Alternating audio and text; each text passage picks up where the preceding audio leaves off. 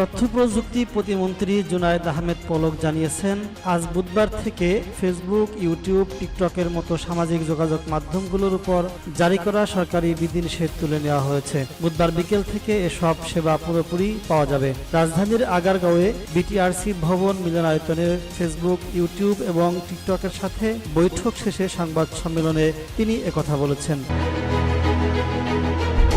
পলক বলেছেন, আমরা যে সকল সোশ্যাল মিডিয়া প্ল্যাটফর্ম সাময়িকভাবে তাদের কর্মকাণ্ড পরিচালনার বিষয়ে কিছু বিধিনিষেধ আরোপ করেছিলাম, বিটিআরসির পক্ষ থেকে সার্বিক বিবেচনা করে আমাদের ফ্রিল্যান্সার, উদ্যোক্তা, ব্যবসায়িক সম্প্রদায়, স্কুল কলেজের ছাত্র শিক্ষক, গবেষকদের কথা চিন্তা করে এগুলো বেশ প্রয়োজনীয় প্ল্যাটফর্ম বলে আমরা মনে করি। তবে সাময়িকভাবে কিছু বিধিনিষেধ আরোপ করতে বাধ্য হয়েছিলাম।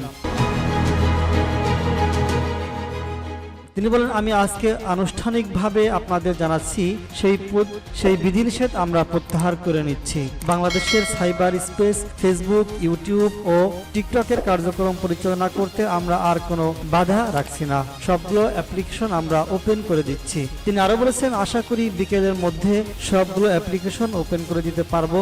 আমরা দেখেছি এসব বিধিনিষেধের আরোপের ফলে ভিপিএন অ্যাপ্লিকেশন ব্যবহারের কারণে আমাদের ব্যান্ডউইথ ট্রাফিক দেশের বাইরে চলে যাচ্ছে।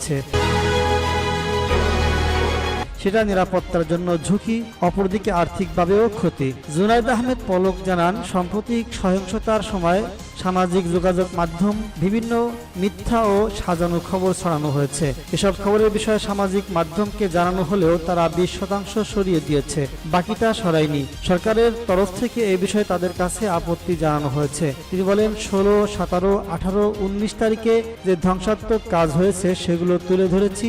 সেই সময় অর্থ খরচ করে দেশ থেকে ও বিদেশ থেকে মিথ্যা গুজব ছড়িয়ে দেওয়া হয়েছে, যা পরিস্থিতিতে উস্কে দিতে সহায়তা করেছে। সেক্ষেত্রে তাদের এআই সিস্টেম, হিউম্যান সিস্টেম যেন সঠিকভাবে কাজ করে সেজন্য বলা হয়েছে। এর ফলে প্রাণহানি বেড়েছে, এটার দায় তারা কোনোভাবেই এড়াতে পারে না। আমরা যে অনুরোধগুলো পাঠিয়েছিলাম সেগুলো 20% তারা রিমুভ করেছে, বাকিটা করেনি, যা গ্রহণযোগ্য নয়। তিনি জানান, ফেসবুক, ইউটিউব ও টিকটকের বিষয়ে এসব বিষয়ে জানতে চাওয়া হলে তারা ইমেলে ব্যাখ্যা দিয়েছে ও ভবিষ্যতে সহযোগিতার আশ্বাস দিয়েছে।